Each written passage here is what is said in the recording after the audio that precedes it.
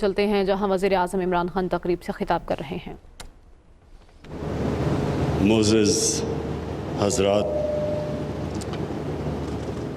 ممالک کے لیڈرز، بزرگ، نوجوان، میں سب سے پہلے آپ کو اپنی حکومت کی پالیسی بتانا چاہتا ہوں۔ جو بھی کوئی حکومت ہوتی ہے اس کا کوئی نظریہ ہوتا ہے، اور وہ نظریہ اس کا روڈ میپ ہوتا ہے، یعنی نظریہ بتاتا ہے کہ وہ حکومت کس طرف جا رہی ہے۔ تو میں پہلے دن سے آپ کو بتا رہا ہوں کہ میرا نظریہ وہ ہے جو مدینہ کی ریاست جس اصولوں پہ کھڑی ہوئی تھی، وہ ہے ہمارا نظریہ۔ جو ہمارے نبی صلی اللہ علیہ وسلم نے پہلی ایک اسلام کی ریاست بنائی تھی، وہ ایک نظریے پہ بنی تھی۔ وہ نظریہ کیا ہے؟ وہ نظریہ یہ ہے کہ ایک ریاست کی ذمہ داری ہوتی ہے کہ وہ اپنے کمزور طبقے کو اوپر لے کے آئے۔ وہ کمزور طبقہ خود اوپر نہیں آ سکتا، اس کو مدد کی ضرورت ہوتی ہے، اور ریاست کی سب سے زیادہ ذمہ داری ہوتی ہے کہ اپنے کمزور لوگوں کو، جس طرح دنیا کی تاریخ کی پہلی فلاحی ریاست بنائی گئی مدینہ میں، کبھی دنیا میں کوئی سوچ نہیں تھی فلاحی ریاست کی۔ مدینہ کی ریاست میں انہوں نے ذمہ داری لی بیووں، یتیموں، معذوروں، بوڑھوں کو، غریبوں کو، اور دنیا کی تاریخ میں اس طرح کا انقلاب آیا ہی نہیں کہ وہ لوگ جن کی کوئی حیثیت ہی نہیں تھی، وہ انہوں نے دنیا کی امامت کی کئی سو سال تک۔ تو یہ ہمارا ملک بھی، جو ہمارے علامہ اقبال اور قائد اعظم کی سوچ تھی، وہی تھی اسلامی فلاحی ریاست۔ تو جب یہ آپ میرا نظریہ دیکھتے ہیں تو آپ کو سمجھ آ جاتی ہے کہ ہم کس راستے پر نکل رہے ہیں۔ ہماری یہ کوشش ہے کہ جو ہمارے کمزور طبقہ ہے ہم اس کو اوپر اٹھائیں، گورنمنٹ کی ساری پالیسیز وہ ہوں کمزور طبقے کو اوپر لانے کے لیے۔ اور جب آپ کمزور طبقے کی بات کرتے ہیں تو آپ وہ علاقوں کی بات کرتے ہیں جو پیچھے رہ جاتے ہیں۔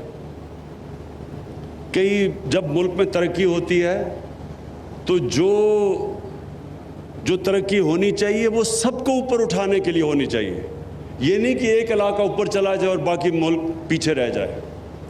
لہٰذا میرا بڑا واضح موقف ہے قبائلی علاقے کے اوپر، بلوچستان پہ، اور کئی ہماری ڈسٹرکٹس ہیں پنجاب میں، مثلا ڈی جی خان، میاں والی، یہ سب پیچھے رہ گئے ہیں۔ سندھ کے کئی علاقے اندرون سندھ میں پیچھے رہ گئے ہیں۔ تو لہٰذا جو علاقے سب سے پیچھے رہ گئے ہیں ان میں قبائلی علاقہ سب سے نمایاں ہے، کیونکہ جو سسٹم بنا تھا قبائلی علاقے کا، قبائلی علاقہ کا اسپیشل سٹیٹس تھا۔ پاکستان کے صرف 44 قانون قبائلی علاقوں میں لاگو تھے۔ تو قبائلی علاقے کی کسی نے، کیونکہ قبائلی علاقے کی ووٹ سے تو کوئی اقتدار میں نہیں آتا تھا، نہ سینٹر میں، اور نہ تب نارتھ ویسٹ فرنٹیئر پروونس تھا، اب صوبہ پختونخوا، اس میں تو اس کو قبائلی علاقے کی ووٹ کی ضرورت نہیں تھی۔ تو جس طرح سندھ کے اندر جو پارٹی اندرون سندھ سے آتی ہے وہ کراچی کے لیے کچھ نہیں کرتی، تو کراچی کے جو آج کل برے حالات ہیں اس لیے کہ جو پارٹی ووٹ لے کے آتی ہے وہ تو اندرون سندھ سے لے کے آتی ہے، تو ان کے لیے ڈیولپمنٹ کرتی ہے۔ اس سے پہلے یہ جو پنجاب کے اندر نون لیگ کا گڑھ سینٹرل پنجاب تھا، اور لاہور اصل میں گڑھ تھا، تو وہ ڈیولپمنٹ ایک ہی جگہ پہ لے جاتی تھی، باقی علاقے پیچھے رہ جاتے تھے۔ ہمارا موقف یہ ہے کہ جو علاقے پیچھے رہ گئے ہیں ہم نے سب سے زیادہ ان کے اوپر توجہ دینی ہے. اور میں جب آپ کو یہ کہتا ہوں کہ انشاءاللہ محمود خان بات ٹھیک کہتے ہیں کہ جب انشاءاللہ ہم بات کرتے ہیں قبائلی علاقے کی، ہماری پوری کوشش ہے کہ ہم زیادہ سے زیادہ فنڈز قبائلی علاقے کے اوپر خرچ کریں. مجھے تھوڑا سا افسوس بھی ہوتا ہے کہ حالانکہ ہمارے صوبوں نے یہ وعدہ بھی کیا تھا ہمارے آنے سے پہلے کہ 3% وہ اپنے NFC ایوارڈ سارے صوبے دیں گے قبائلی علاقے کو، لیکن ہم نے جب ہمیں حکومت ملی تو وہ صوبے تیار نہیں ہیں اپنے وہ فنڈ دینے کے لیے جو انہوں نے وعدہ کیا ہوا تھا. میں ان کو یاد کراتا ہوں کہ ہمارے دین کے اندر، قرآن کے اندر یہ بڑا واضح لکھا ہوا ہے کہ اپنے وعدوں کو پورا کرو. مسلمان اپنے وعدے پہ کھڑا ہوتا ہے، اور انشاءاللہ میری پوری کوشش ہے کہ ان سارے صوبوں سے جو باقی صوبے ہیں، پختونخوا نے تو اپنا شیئر دے دیا، لیکن باقی صوبے کہتے ہیں جی آگے ہی بڑے برے حالات ہیں، آگے ہمیں پیسہ نہیں پورا مل رہا. کیونکہ ملک کے تو آپ سب جانتے ہیں کہ پچھلے 2 سال سے حالات برے ہیں. ٹھیک ہونے والے تھے، پھر کرونا آ گئی، کرونا کی وجہ سے ہمارے پیسہ کم اکٹھا ہوا. لیکن میں پوری کوشش کروں گا انشاءاللہ کہ پختون جو ہمارا انضمام ہوئے علاقے ہیں، پرانا قبائلی علاقہ، میری پوری کوشش ہے کہ آپ کو ہم جو فنڈز، باقی اگر علاقوں کو فنڈز نہیں بھی ملتے، کم از کم قبائلی علاقے اور بلوچستان کو پورے فنڈز ملنے چاہیے. جو محمود خان آپ نے بات کی کہ جو آپ کو ڈیولپمنٹ کے لیے قبائلی علاقے کے لیے فنڈز چاہیے، انشاءاللہ اس کے اوپر ہم پورا زور لگا رہے ہیں. اور آپ کو پتہ ہے کہ پلاننگ کو میں نے پورا کہا ہوا ہے منسٹری آف پلاننگ کو کہ قبائلی علاقے کے لیے آپ کہیں سے بھی فنڈز پورے کریں. کیونکہ مجھے ایک اور خدشہ ہے، ہمارے دشمن ان لوگوں کے ساتھ پوری طرح ان کے ساتھ رابطے میں ہیں، پوری کوشش کر رہے ہیں کہ وہ عناصر جو نہیں چاہتے یہ انضمام قبائلی علاقے کا اور پختونخوا کا، وہ پوری کوشش کریں گے کہ کوئی نہ کوئی انتشار پھیلایا جائے. جو ملک سے باہر دشمن ہیں وہ اس طرح کے عناصر کو پوری طرح فنڈ بھی کرتے ہیں اور بار بار کوشش کرتے ہیں کہ کسی طرح رکاوٹیں ڈالی جائیں یہ جو انضمام ہوا ہے. اس لیے اور بھی زیادہ ضرورت ہے کہ ہم قبائلی علاقے کے اوپر پوری طرح ڈیولپمنٹ میں کوئی کسر نہ چھوڑیں. اور یہ جو انضمام کی وجہ سے ایک اور چیز ہوئی کہ یہ جو تجارت کرتے تھے یا جو چیزیں لے کے آتے تھے افغانستان سے،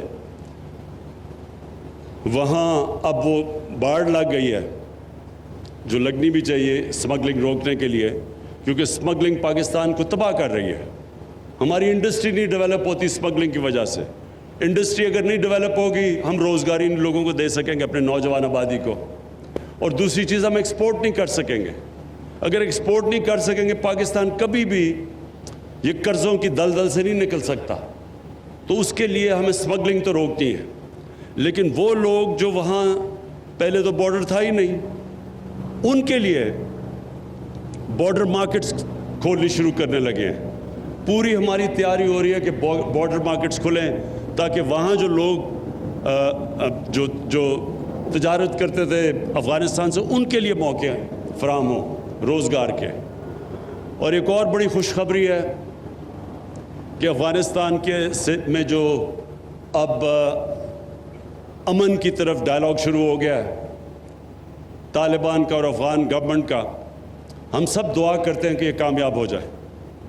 ادھر بھی ہمیں خوف ہے کہ ایسے عناصر بیٹھے ہوئے ہیں، ایسے ملک جو نہیں چاہتے کہ یہ امن ہو افغانستان میں. اور ہم سب دعا کرتے ہیں کہ اگر افغانستان میں امن ہو جائے تو یہ سارا قبائلی علاقہ، اس سب میں ایک بہت بڑی تبدیلی آ جائے گی، کیونکہ تجارت شروع ہو جائے گی. یہاں سے سینٹرل ایشیا تک موقع ملے گا تجارت کرنے کا.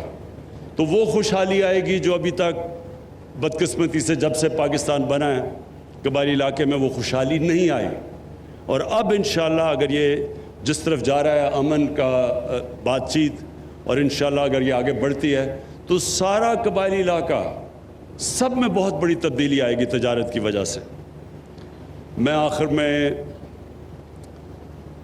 محمود خان آپ کو پوری اپنی طرف سے اور اپنی فیڈرل گورنمنٹ کی طرف سے آپ کو یہ پورا آپ کو اعتماد سے کہتا ہوں کہ ہر قسم کا آپ کے ساتھ آپ کی مدد کی جائے گی کہ یہ جو قبائلی علاقے جو آپ کا حصہ بنے پختونخوا کا، ان کی ہر قسم کی مدد کی جائے، ہر قسم کے فنڈز دیے جائیں، ہر قسم کی ڈیولپمنٹ کی جائے، کیونکہ یہاں لوگوں کو سب سے زیادہ ضرورت ہے۔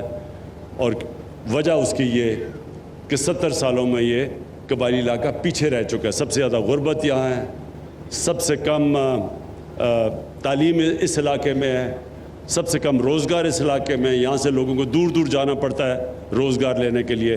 اس لیے ہماری پوری کوشش ہوگی کہ اس علاقے میں انڈسٹری بھی لگے، اور انڈسٹری وہ لگے جو ایکسپورٹ کر سکے، خاص طور پہ افغانستان، سینٹرل ایشیا میں، جو ایک اور بہت بڑا ذریعہ معاش اس سارے علاقے میں ہو سکتا ہے۔ زیتون ہم کوشش کر رہے ہیں سب اس علاقے میں زیتون کے درخت لگائیں۔